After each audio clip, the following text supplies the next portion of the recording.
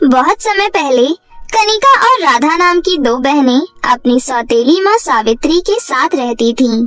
सावित्री की अपनी भी एक बेटी थी जिसका नाम खुशी था। खुशी और सावित्री राधा और कनिका के साथ बहुत बुरा व्यवहार करती थीं और उनसे घर का सारा काम करवाती थीं।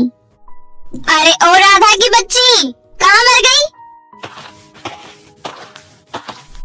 जी माँ, बोलिए क्या हुआ? सुन, मेरी बेटी का आइसक्रीम खाने का मन है। ये ले पैसे और आइसक्रीम लेकर आ। और हाँ, चॉकलेट फ्लेवर ही लाना। माँ, आइसक्रीम खाने का मन तो मेरा भी है। आप थोड़े से पैसे और दे दो ना। राधा के इतना कहते ही सावित्री राधा को बहुत तेज थप्पड़ मारती है और धक्का मारकर नीचे गिरा देती है। जब देखो मेरी बेटी की चीजों पर नजर लगाती रहती है। खड़ी हो और मेरी बेटी के लिए आइसक्रीम लेकर आ। रोते रोते राधा वहाँ से चली जाती है। रास्ते में राधा मन ही मन कहती है, पिताजी ने अपनी खुशी के लिए दूसरी शादी कर ली। खुद तो वो मजे से शहर में है, लेकिन यहाँ पर मेरी और दीदी की जिंदगी सौतेली माँ ने नर्क बना रखी है। राधा सुनसान सड़क पर अकेली चल रही थी। तभी पीछे से एक चोर आता है और उसके पैसे छीनकर भाग जाता है। अरे चोर, पकड़ो चोर को, मेरे पैसे लेकर भाग रहा है, कोई पकड़ो उसे। लेकिन तब तक बहुत देर हो चुकी थी। चोर बहुत दूर भाग चुका था। हे भगवान, अब मैं क्या करूं? अब मैं आइसक्रीम कैसे खरीदूंगी? और अगर मैंने आइसक्रीम नहीं खरीदी तो माँ मुझे बहुत मारेगी और मेरी बातों का विश्वास भी नहीं करेंगी। लेकिन राधा हिम्मत करके आइसक्रीम की दुकान पर जाती है और आइसक्रीम वाले से कहती है, अंकल जी, एक चॉकलेट वाली आइसक्रीम दे दो। जरूर बेटा, लाओ पैसे दो। अंकल जी, मेरे पास पैसे नहीं है। मैं क्या यहाँ पर फ्री में लंगर बांट रहा हूँ? जब देखो मुंह उठाकर आ जाता है कोई भी। जा यहाँ से, पता नहीं कहाँ से आ जाते हैं। थोड़ी देर बाद राधा घर पहुँचती है। क्यों री कलमुही, इतना समय क्यों लग गया आने में? और आइसक्रीम कहाँ है? माँ, वो आइसक्रीम। क्या वो कर रही है? कहाँ है आइसक्रीम? जल्दी बता। माँ, एक चोर सारे पैसे छीन कर ले गया। मैं आइसक्रीम नहीं खरीद पाई। अरे माँ, ये देखो कितना झूठ बोल रही है। उन पैसों से इसने खुद ही आइसक्रीम खा ली होगी। दोनों माँ बेटी मिलकर राधा को पीटने लगती हैं। आज पूरे दिन तुझे खाना नहीं मिलेगा। जा यहाँ से और घर का काम कर, हरामखोर कहीं की। रोते रोते राधा अपनी बड़ी बहन कनिका के पास आती है और सारी बात बताती है। बहन, तुम रो मत, मुझे पता है तुमने ऐसा नहीं किया। दीदी, हमें इन दोनों से कैसे छुटकारा मिलेगा? इन दोनों ने हमारी जिंदगी नर्क बना रखी है। तू चिंता मत कर बहन, बहुत जल्दी सब कुछ ठीक हो जाएगा। दोनों बहनें मिलकर घर का सारा काम करती हैं। थोड़ी देर बाद कनिका सावित्री के पास जाती है और कहती है, माँ, घर का सारा काम हो गया, अब हमें खाना दे दो और राधा का भी खाना दे दो। अभी राधा छोटी है, उससे गलती हो गई। उसकी तरफ से मैं आपसे माफी मांगती हूँ। आगे से कभी भी वो ऐसा नहीं करेगी। माँ, आप राधा को खाना मत देना, उसने मेरी आइसक्रीम खाई है, उसको आप खाना मत देना। और आप अगर उसको खाना दोगे तो मैं खाना नहीं खाऊंगी। अरे मेरी प्यारी गुड़िया, ऐसे मुंह मत फुलाओ, मैं उसको खाना नहीं दूंगी बेटा। इतना कहकर सावित्री कनिका को एक रोटी देती है। ये पकड़ एक रोटी और जा यहाँ से, और अगर अब कुछ बोलेगी तो तेरा भी खाना बंद कर दूंगी मैं। कनिका एक रोटी लेकर राधा के पास आती है और कहती है, राधा, खाना खा ले। मैंने तो खा लिया, एक रोटी मैंने तुम्हारे लिए बचा दी है, ये तुम खा लो। लेकिन माँ को मत बताना कि मैंने तुम्हें रोटी दी थी। आप झूठ बोल रही हो दीदी, मुझे पता है आपने कुछ नहीं खाया है। ये रोटी आप ही खा लो, मुझे बिल्कुल भूख नहीं है। अच्छा ठीक है, एक काम करते हैं, इसे आधा आधा खा लेते हैं। दोनों बहनें उस रोटी को आधा आधा खा लेती हैं और रोटी खाकर चुपचाप सो जाती हैं। अगले दिन सावित्री राधा और कनिका को अपने पास बुलाती है और कहती है, सुनो तुम दोनों, ये लो पैसे और बाजार से जाकर फल और सब्जियां ले आओ। और हाँ, आज तुम दोनों बाजार बिना चप्पल के जाओगी, यही तुम्हारी सजा है। लेकिन माँ, बाहर तो इतनी तेज धूप है, हम नंगे पैर कैसे चलेंगे? मैंने एक बार बोल दिया तो बोल दिया, जाओ यहाँ से, बाजार से सब्जियां लेकर आओ, नहीं तो प्रेस से तुम्हारे हाथ जला दूंगी।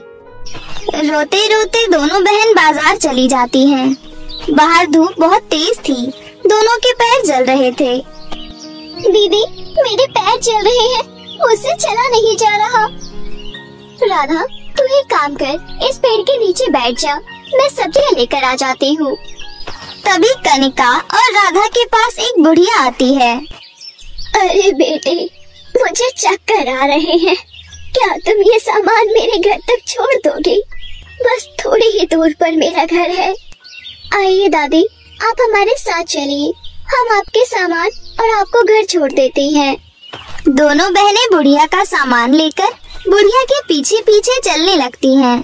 थोड़ी देर बाद कनिका और राधा बुढ़िया के घर पहुंच जाती हैं। तुम दोनों का बहुत बहुत शुक्रिया, तुम दोनों तो बहुत ही संस्कारी हो। लेकिन बेटी, तुम दोनों इतनी गर्मी में कहाँ जा रही थी और तुम नंगे पैर क्यों हो? बूढ़ी औरत की बात सुनकर राधा रो पड़ती है और कहती है, दादी, हमारे घर में हमारी सौतेली माँ है जो हम पर बहुत अत्याचार करती है। आज तो उन्होंने हद ही कर दी, हमें नंगे पैर इतनी धूप में बाजार में सब्जी लाने को भेज दिया। हे भगवान, तुम्हारी सौतेली माँ तो बहुत ही दुष्ट औरत है। ऊपर वाला ऐसी सौतेली माँ किसी को ना दे।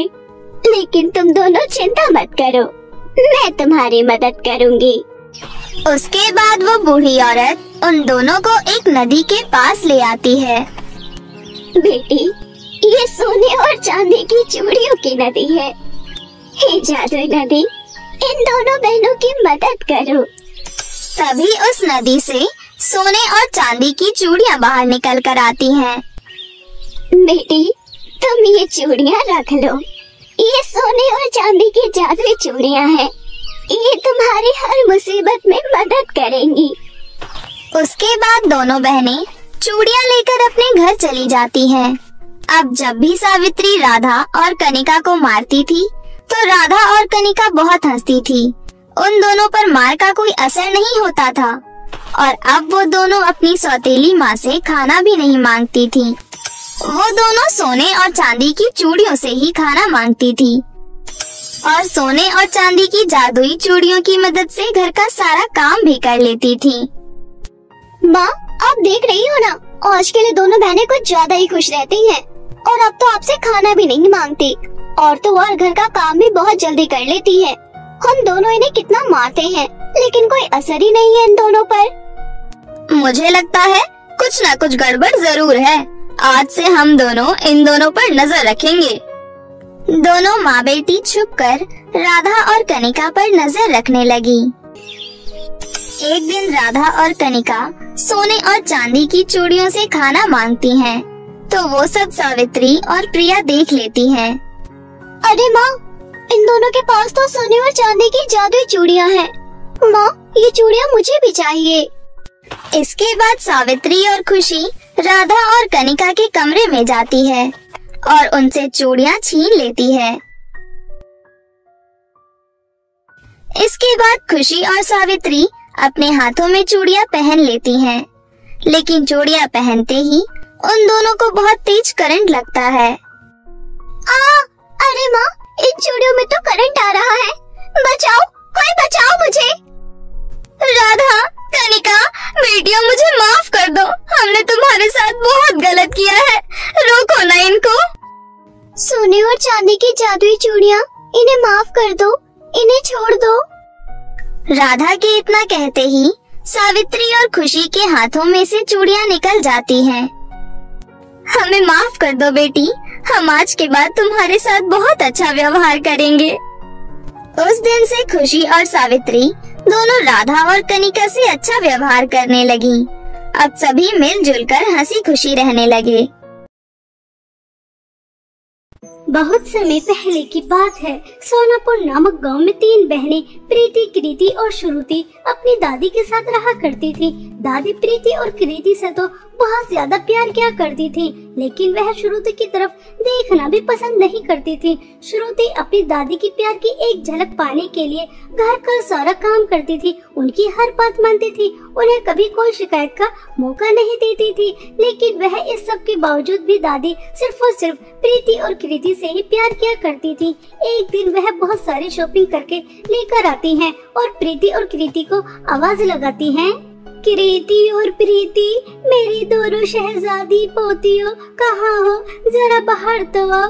देखो आज तुम्हारी दादी तुम दोनों के लिए कितना सब कुछ लेकर आई है। सुंदर सुंदर ड्रेस, सुंदर सुंदर कलर की नील पॉलिश, सुंदर सुंदर कलर की लिपस्टिक। आओ आओ, जल्दी आओ, जरा अपना सामान तो देखो। अरे वाह दादी जी, यह कितनी सुंदर सुंदर नेल पॉलिश है, लिपस्टिक है, ड्रेस है। कृति, अभी 2 दिन पहले ही तो हमने 50,000 रुपए की शॉपिंग की थी। दादी हमसे कितना ज्यादा प्यार करती है, और देखो आज ये बाहर अपने लिए शॉपिंग करने गई और फिर हम दोनों के लिए कितना सब कुछ लेकर आ गई। दादी अब बहुत अच्छी है। तुम दोनों मेरी आंखों का तारा हो, तुम्हें नहीं देखती तो मुझे सुकून नहीं मिलता, चैन नहीं आता। तुम दोनों के लिए नहीं करूंगी तो किसके लिए करूंगी? उस मनहूस श्रुति के लिए जिसने मेरे बेटे को मार दिया, बहू को मार दिया अपनी मनहूसियत से। खैर, मैंने भी किस मनहूस का नाम ले लिया। चलो तुम दोनों को सब कुछ अच्छा लगा ना? बस मैं खुश हूँ। इस तरह से तीनों दादी पोती आपस में हंस हंस कर बातें कर रही थी। वहीं दूर खड़ी श्रुति किचन में सबके लिए चाय बना रही थी और वह चाय बनाकर लेकर आती है तो उसके हाथ से चाय गिर जाती है और चाय गिरने की वजह से जो भी शॉपिंग का सामान था वह सब खराब हो जाता है और कृति का थोड़ा सा हाथ भी जल जाता है। यह देखकर दादी बहुत ज्यादा गुस्सा करती है और वह श्रुति को जोर से थप्पड़ मारकर कहती है, मनहूस, मेरी बेटी का हाथ जला दिया। मुझे अच्छी तरह से पता है कि तू मेरी दोनों पोतियों से जलती है, कि मैं इनसे प्यार करती हूँ ना, तुझसे नहीं करती। तुझसे मेरी पोतियों की खुशियाँ बर्दाश्त नहीं होती। मेरी बच्ची को कितना दर्द हो रहा होगा। चल जल्दी से ठंडा पानी लेकर आ। मनहूस, पता नहीं इंसान है या फिर डायन, कितने लोगों को खाकर तेरा पेट भरेगा। पहले तूने मेरे बेटे और बहू को खा लिया और अब मेरी पोतियों को भी मारना चाहती है। मनहूस, दादी, यह आप क्या हमेशा मुझे मनहूस मनहूस कहती रहती हैं? आखिर मेरी वजह से कैसे माँ पिताजी मर सकते हैं? वह तो एक कार एक्सीडेंट था और वैसे भी मैंने पढ़ा है मौत को कोई नहीं रोक सकता। जब जिसकी आनी होती है वह आकर ही रहती है, किसी की वजह से कोई नहीं मरता। दादी, आप इतनी छोटी बात क्यों नहीं समझती? मैं मनहूस नहीं हूँ। आप हमेशा मुझे मनहूस समझती हैं, मुझे प्यार नहीं करती। मैं भी आपकी प्यार की एक झलक पाने के लिए कितना सब कुछ करती हूँ, आपकी हर बात मानती हूँ, घर का सारा काम करती हूँ, लेकिन फिर भी आप मुझे गलत समझती हैं। प्रीति और कृति से कितना सारा प्यार करती हैं, सारा दिन ये शॉपिंग करती हैं, दोस्तों के साथ घूमती हैं, आपकी बात भी नहीं सुनती, फिर भी आपको उन्हीं से प्यार क्यों दादी जी? इतना भेदभाव क्यों दादी? मैं आज भी उस दिन को भूली नहीं हूँ जिस दिन वह तेरे बर्थडे वाले दिन तेरा केक लेने गए थे और उस एक्सीडेंट में दोनों बहू और बेटे चले गए। तेरी वजह से बाहर गए और तेरी वजह से एक्सीडेंट हुआ, इसलिए तू मनहूस है। प्रीति और कृति का तू मुकाबला नहीं कर सकती। वह दोनों तो मेरी आंखों की ठंडक है और तू मेरा दिल जलाती है। तुझे देखने का भी दिल नहीं चाहता। हट जा मेरी आंखों से, दूर हो जा, चली जा यहाँ से। बेचारी श्रुति रोते हुए वहाँ से आ जाती है और घर का सारा काम करने के बाद अपने रूम में जाकर अपने माता पिता को याद कर बहुत रोती है। माँ पिताजी, आखिर कब तक दादी जी मुझे मनहूस समझती रहेंगी, मुझसे प्यार नहीं करेंगी? देखिए, वो मुझे मनहूस समझती है, इसलिए मुझे कुछ भी नहीं दिलवाती। मेरे पास ना अच्छे कपड़े हैं, ना अच्छा मेकअप है, ना कोई और सामान। प्रीति और कृति से कितना ज्यादा प्यार करती है। उन्हें 50,000 रुपए यूं ही दे देती है शॉपिंग करने के लिए और खुद भी इतने सारे शॉपिंग करके लेकर आती है। वह दोनों फुल एंजॉय कर रही है अपने दोस्तों के साथ और मैं दादी को खुश करने के लिए घर का सारा काम करती हूँ, उनकी सेवा करती हूँ ताकि वह मुझसे प्यार करने लगे, लेकिन ये सब बेकार है। वह मुझसे कभी प्यार नहीं करेंगी, कभी प्यार नहीं करेंगी। इस तरह से श्रुति अपने माता पिता को याद करते हुए रोते रोते सो जाती है। ऐसे ही समय बीत रहा था। एक दिन अचानक दादी की बहुत ज्यादा तबीयत खराब हो जाती है और वह कृति और प्रीति को अपने पास बुलाती हैं और उनसे कहती हैं, प्रीति और कृति, मेरी प्यारी बच्चियों, मुझे पता है कि तुम मुझसे बहुत ज्यादा प्यार करती हो, इसलिए मैं तुम्हें जहाँ जाने के लिए कहूँगी तुम वहाँ जाने के लिए तैयार हो जाओगी और तुम सारे मुश्किलों का सामना करके मेरे लिए जादुई सोने और चांदी की नील पॉलिश की नदी से जादुई नील पॉलिश लेकर आओगी। दादी, आप क्या कह रही हैं? हमारे तो कुछ भी समझ में नहीं आ रहा। जादुई नील पॉलिश, मुश्किलों का सामना, आप कहना क्या चाहती हैं? साफ साफ कहिए ना।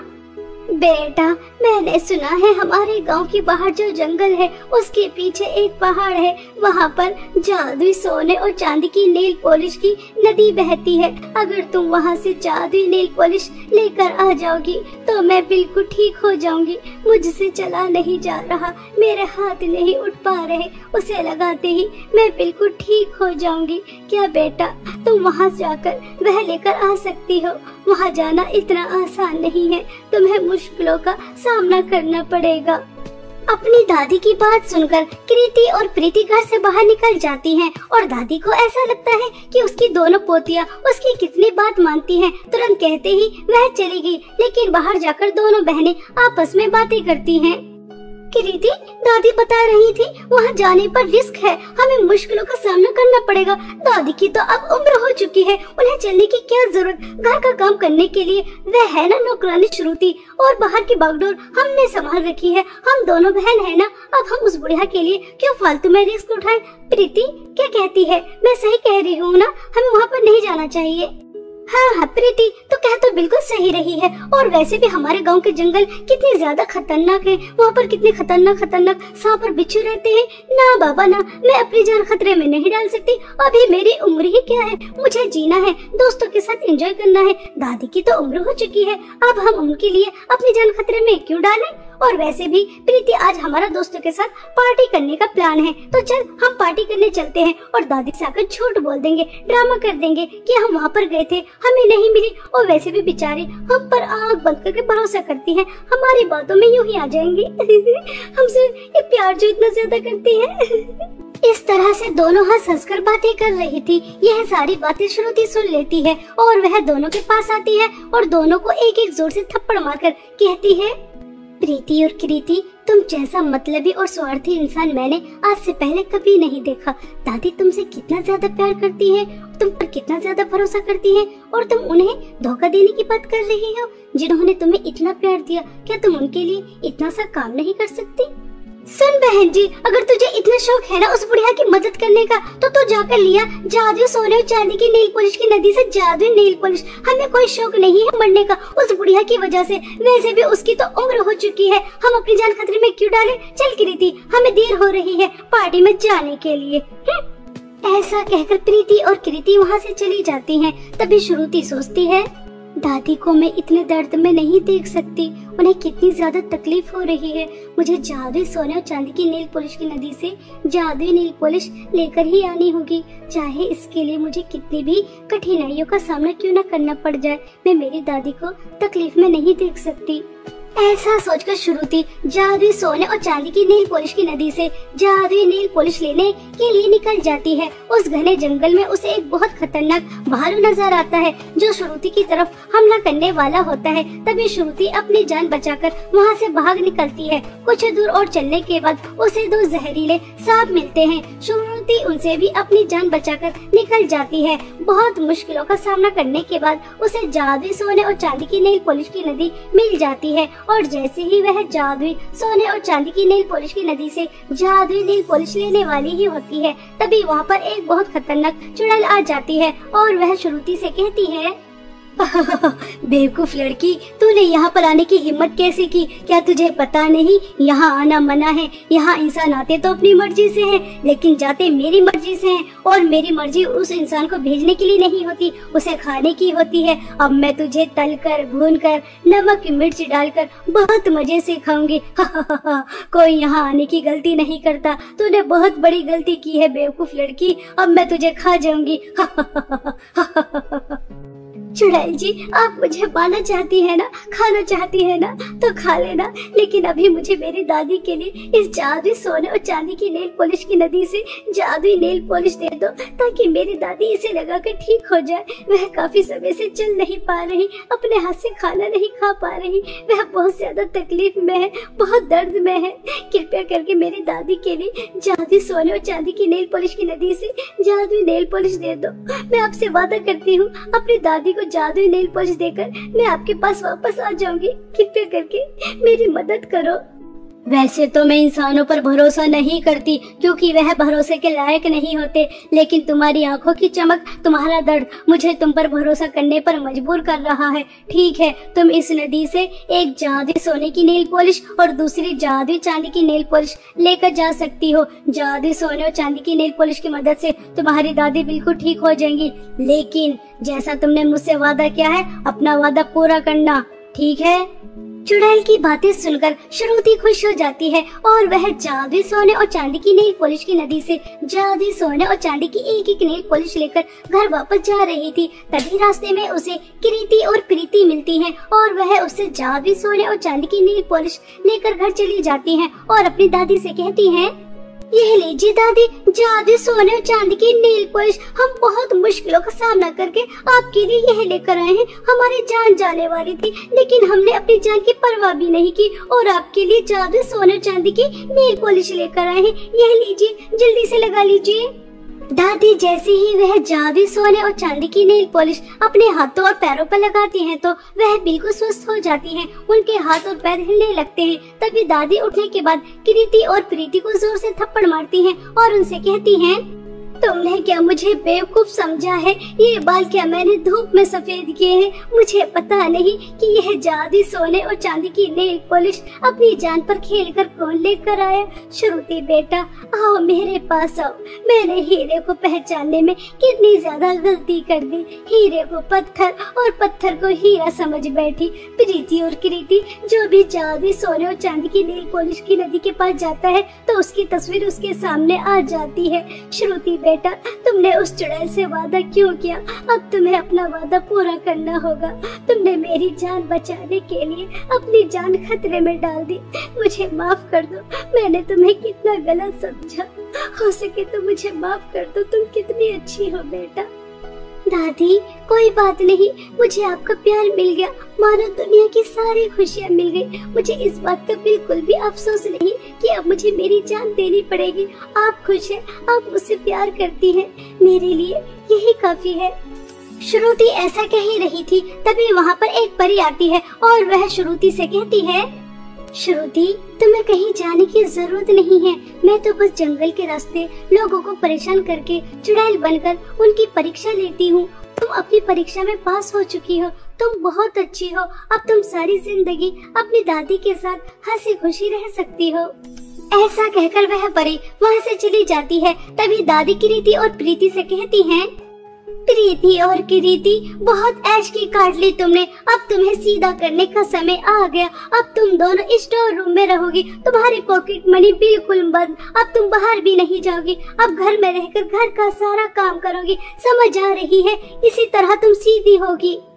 इस तरह से दादी प्रीति और कृति को पनिशमेंट देती हैं, उनसे घर का सारा काम करवाती हैं और इसी तरह श्रुति के अच्छे स्वभाव और नेक दिल की वजह से उसे जादुई सोने और चांदी की नेल पॉलिश की नदी से जादुई नेल पॉलिश मिली, जिसकी मदद से उसे अपनी दादी का प्यार मिल गया, जिसके लिए वह बचपन से तरस रही थी और अपनी दादी के साथ वह एक हंसी खुशी जीवन बिताती है।